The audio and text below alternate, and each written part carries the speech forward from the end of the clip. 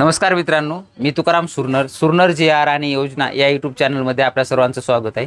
आजच्या व्हिडिओमध्ये एक अत्यंत महत्त्वाची माहिती आपण पाहण्याचा प्रयत्न करणार आहोत। तो म्हणजे जो काही तुमच्यासाठी सोलार पंप तुम्ही शेतकऱ्यांनी मोठ्या प्रमाणामध्ये बसवलेले आहेत आणि त्यासाठी जर पाहिलं तर जे काही मे महिन्यामध्ये शेवटच्या आठवड्यामध्ये अत्यंत वाऱ्यासह सकट पाऊस झालेला होता, विजा चमचणे, कुठं काही पडणे किंवा विजाचं जे काही ही असेल किंवा वाऱ्याच्या सुसाट्याचा वारा असल्यामुळे चक्रीवादळाच्या ह्याच्यामध्ये ज्यांचे कुणाचे सोलार पॅनल होते ते मुळासकट काही जणांची उलटून गेलेले आहेत किंवा काही जणांचं जे काही त्याची जे काही सोलार प्लेट असतील ते गळून पडलेले आहेत किंवा काही जणांचे जे काही नुकसान झालेलं आहे त्यांच्यासाठी आता तुम्ही चिंता करायची गरज नाही आहे। कारण की तुम्ही जो काही हप्ता भरलेला आहे, तुम्ही जे काही तुमचे सोलारचे पैसे भरलेले आहेत आणि एखाद्या कंपनीकडून तुम्ही त्यांचं सोलार बसवलेलं आहे, त्यांची जी काही सोलारची बसवलेली आहे त्यांची देखभाल व सुरक्षा करणं हे त्या एजन्सीचं काम आहे, म्हणजे त्या कंपनीचं काम आहे। त्याच्यासाठी तुम्हाला 5 वर्षासाठी त्यांनी काही जरी झालं तर ते तुम्हाला त्याची संपूर्ण देखभाल वगैरे करून देतात। त्याच्यासाठी तुम्हाला फक्त काय करायचं आहे, महावितरणची जे काही महावितरण एक सुविधा दिलेली आहे की आता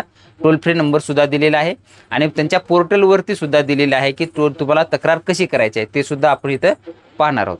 प्रथम तुम्हाला गूगलमध्ये जायचं आहे आणि गूगलमध्ये सर्च करायचं आहे मागेल त्याला सौर कृषी पंप योजना म्हणजेच MTSKPY। हे सर्च केल्यानंतर तुमच्यासमोर एक वेबसाईट ओपन होईल। पाहू शकता तुम्ही मागेल त्याला सौर कृषी पंप योजना यावरती क्लिक करून घ्यायचं आहे। यावरती क्लिक करून घेतल्याच्या नंतर तुमच्यासमोर मागेल त्याला सौर कृषी पंप योजना ही वेबसाईट ओपन होईल। ह्याच्यावरती आल्यावर इथे तक्रार निवारण दिलेलं आहे। त्याच्यामध्ये जी काही असेल तर लाभार्थी ID तयार वापरून तक्रार नोंदवा हा एक ऑप्शन आहे। यावरती क्लिक करून घेतल्यानंतर तुमच्यासमोर जो काही तुम्हाला बेनिफिशियरी ID असतो तो बेनिफिशियरी ID कुठे असतो, आपण ॲप्लिकेशन केल्यानंतर त्याच्यावरती एक बेनिफिशियरी ID असतो। तो बेनिफिशियरी ID आपल्याला जे काय असेल माहिती तुम्हाला तर तो ID घ्यायचा आहे आणि तिथं तो ID टाकून तुम्ही डायरेक्टली तुमची तक्रार नोंदवू शकता।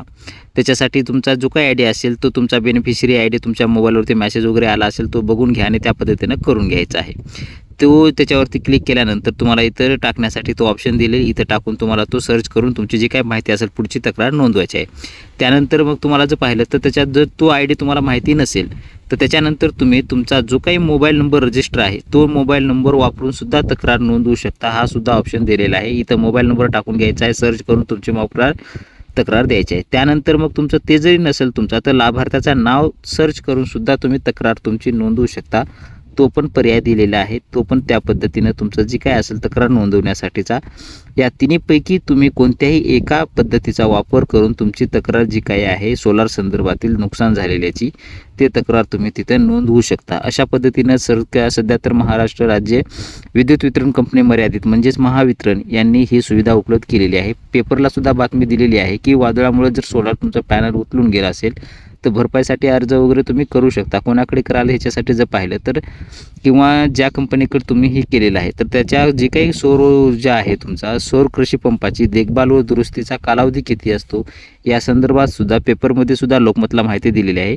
याचा कालावधी झाले तर 5 वर्षाकरिता पंप बसवल्यापासून ज्या कंपनीनं बसवलेला आहे त्या कंपनीचा विमा उतरवण्यात येतो त्या कंपनीकडे सोलारचा आणि त्याच्या अंतर्गतच ते आपण पैसे भरलेले असतात। त्यामुळे सदर लाभार्थ्याला सौर पंप असेल जे विमा कंपनीकडून नुकसान करिता पात्र असतात त्यांच्याकडे जर असं काही नुकसान झालं तर विमा कंपनीकडून नुकसान भरपाईची पंपाकरिता जी काही केलेली आहे त्यांच्यासाठी 3 तक्रार केल्यापासून 3 दिवसामध्ये हे तुम्हाला त्यांनी लवकरात लवकर हे बसून द्यायला पाहिजे। त्याच्यानंतर जर पाहिलं तर तुम्हाला कुणाला तक्रार करायची असेल कुठं तर तक्रार तुम्ही इथं स्क्रीनवर नंबर दिलेला आहे, बघू शकताय नंबर। जो काही शेतकऱ्यांना तक्रार नोंदवण्यासाठी 1800 233 34 35 किंवा 1800 212 34 35 वर कॉल करून सुद्धा तुम्ही तुमची तक्रार नोंदवू शकता। अशी सुद्धा सुविधा देण्यात आलेली आहे।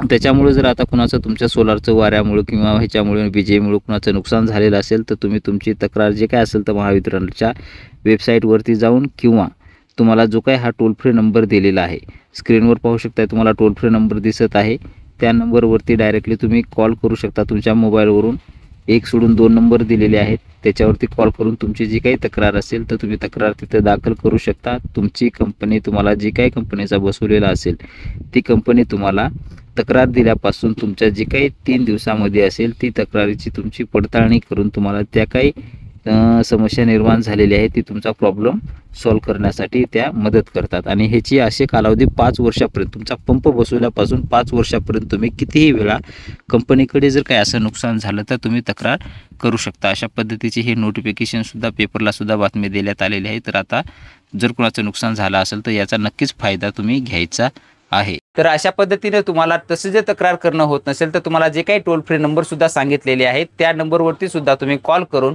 तुमची तक्रार नोंदवू शकता. अशा पद्धतीची छोटीशी माहिती होती ती आपण देण्याचा प्रयत्न केलेला आहे. अशीच नवीन माहिती आपल्या चॅनलवरती शेतकऱ्याच्या संदर्भातील किंवा शैक्षणिक संदर्भातील येत राहते.